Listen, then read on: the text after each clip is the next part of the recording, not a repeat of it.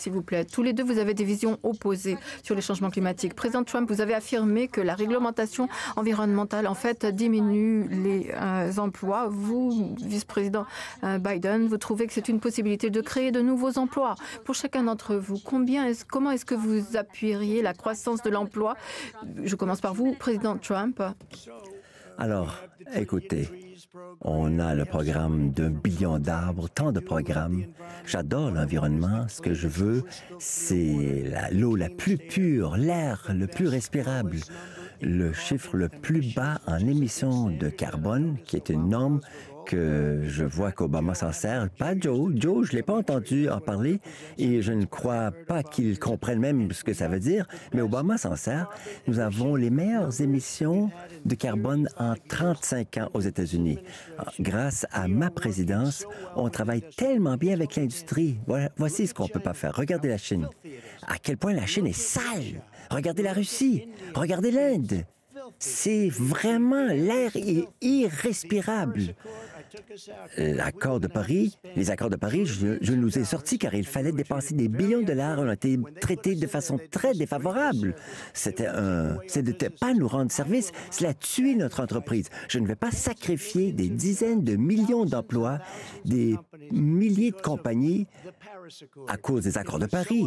C'était tellement injuste. La Chine ne participe pas jusqu'en 2030. La Russie retourne à une norme précédente très faible. Et nous, il fallait qu'on agisse tout de suite. Cela aurait détruit nos entreprises. Alors, êtes-vous prêts? On a fait un travail remarquable sur le plan de l'environnement. L'air le plus pur, l'eau la plus buvable et les meilleures émissions en carbone qu'on a vues en de nombreuses années. Vice-président Biden. Et on n'a pas détruit nos industries. Vice-président Biden, 2 minutes, sans interruption. Le changement climatique, le réchauffement climatique est un danger essentiel contre l'humanité. Nous avons un impératif moral de nous y attaquer et tous les grands scientifiques du monde nous disent qu'on n'a pas assez de temps. Nous allons franchir le point de non-retour dans quelques années. Il a éliminé toute la réglementation que l'administration Obama avait adoptée pour nettoyer l'environnement, pour limiter les émissions. Et ça va nous mettre dans une position où on va être vraiment en danger.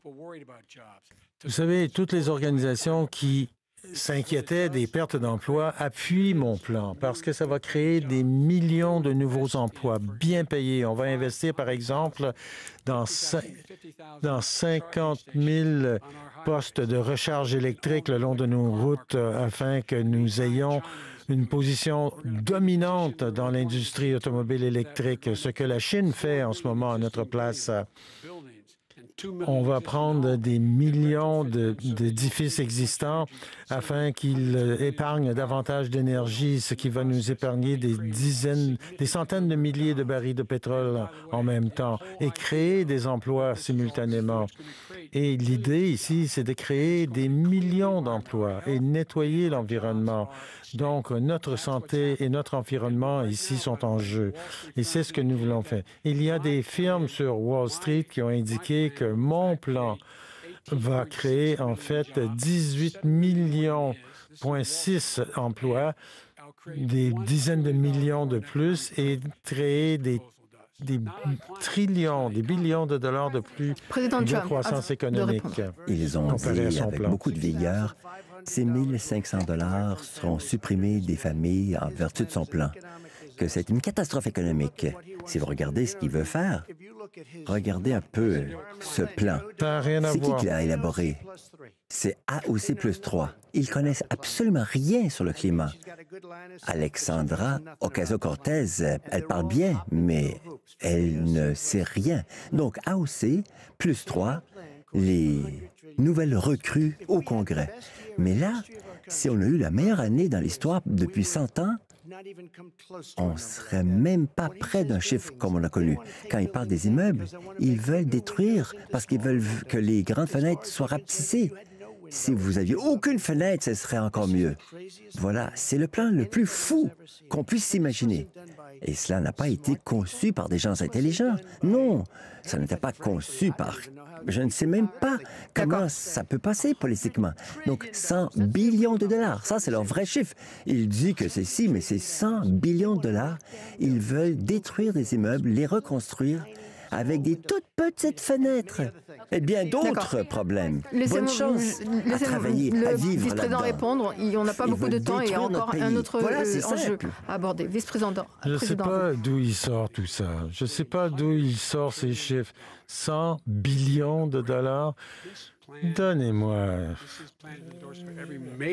Ceci est un plan qui a été approuvé par tous les groupes environnementaux, par les syndicats, parce qu'ils savent que l'avenir, c'est un avenir où on est capable de respirer l'air qui nous entoure et qu'on ait des emplois. Et en fait, l'industrie qui connaît la plus grande croissance, la plus rapide croissance aux États-Unis, c'est l'industrie du solaire et des éoliennes.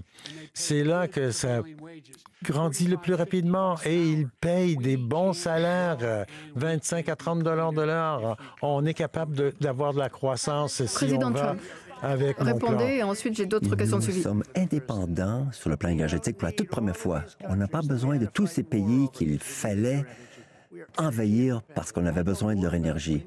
Moi, je comprends le vent beaucoup mieux que toi. C'est très, très cher. Ça tue les oiseaux. C'est très intermittent. Il y a bien des problèmes. Et en fait, en Allemagne et en Chine, il y a, si vous croyez, dans les émissions de carbone, les gaz qui montent dans l'atmosphère pour produire ces moulins à vent. C'est bien pire que le gaz naturel qui est très propre. Le solaire, j'adore ça. Mais le solaire n'est pas rendu là. C'est pas assez puissant pour vraiment faire tourner nos belles et grandes usines dont on a besoin pour être concurrentiel de par ce monde. C'est faux. Donc, c'est des rêves en l'air. C'est des châteaux en Espagne.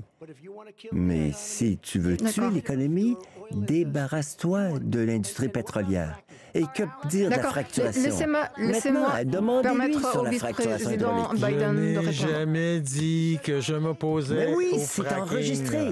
à la fracturation hydraulique. Oui, je vais le mettre sur mon site Web. Allez, Tu peux mettez-les sur compter votre là-dessus. site Web. En fait, il ment. Est-ce que vous refuseriez Oui, la fragmentation? Je ne veux pas bannir la fracturation hydraulique parce que on a besoin de prendre ces industries et leur faire une transition pour qu'on soit neutre au niveau de nos émissions en 2025. Je veux qu'on capture les émissions à partir de la fracturation hydraulique, qu'on capture les émissions. Une autre question dans Attendez, cette partie. il était contre la fracturation, il l'a dit. Je vais montrer cet enregistrement demain. Je suis contre la fracturation. Il s'est rendu en Pennsylvanie après sa nomination, mais en Pennsylvanie, il va être contre parce que son parti est contre. Il va encore faire voter. J'ai dit la fracturation hydraulique sur des terres Laissez-moi fédérales. vous poser cette dernière question par rapport à cet fédéral, enjeu c'est et ça que ensuite j'ai on dit. passera à notre dernière partie. Président Trump, les personnes de couleur vont se retrouver beaucoup plus près dans des usines. Au Texas, il y a des familles qui ont peur que les usines, en fait, les rendent malades. Votre administration a éliminé toutes sortes de réglementations à l'encontre de ces usines. Pourquoi ces familles, en fait, vous accorderez un nouveau mandat de 4 ans? Les familles dont il est question sont des gens qui font beaucoup d'argent, ont de très bons emplois. Regardez les chiffres pour les Hispaniques, les Noirs, les Asiatiques. C'est 9 fois plus en gain de pourcentage en 3 ans que pendant 8 ans sous ces deux-là, pour le dire joliment. Ces deux lascars. Je n'ai pas vu les statistiques dont vous parlez, mais ils font énormément d'argent. Ils se portent bien. On l'a sauvé, cette industrie. Il y a quelques mois encore, quand il y a eu la chute des prix du pétrole, on l'a sauvé. Vous voudrez dire ce que vous voudrez, mais l'Arabie saoudite, le Mexique et la Russie ont réduit de beaucoup leur production. On a sauvé notre industrie pétrolière. Et maintenant, elle rebondit. Et chacun a du Vice-président gaz Biden, vraiment pas cher. à vous de répondre et Vous êtes ensuite d'accord? on aura une dernière question pour les deux. Ma réaction, c'est que les gens habitent sur ces lignes Ils habitent juste à l'extérieur de ces usines qui polluent beaucoup. Je vivais le long d'une raffinerie comme ça à Delaware. Et c'était terrible, la pollution qu'il y avait. Lorsqu'on embarquait dans la voiture, lorsqu'il y avait les premières gelées, là, il y avait du pétrole sur le pare-brise. Peu importe qu'est-ce que vous voulez payer. L'important, c'est de les garder en sécurité. Et qu'est-ce qu'on fait? C'est d'imposer des restrictions sur les pollutions qui sortent de ces usines où il y a des communautés à côté. Est-ce qu'il fermerait l'industrie pétrolière? C'est ça que tu ferais, Joe?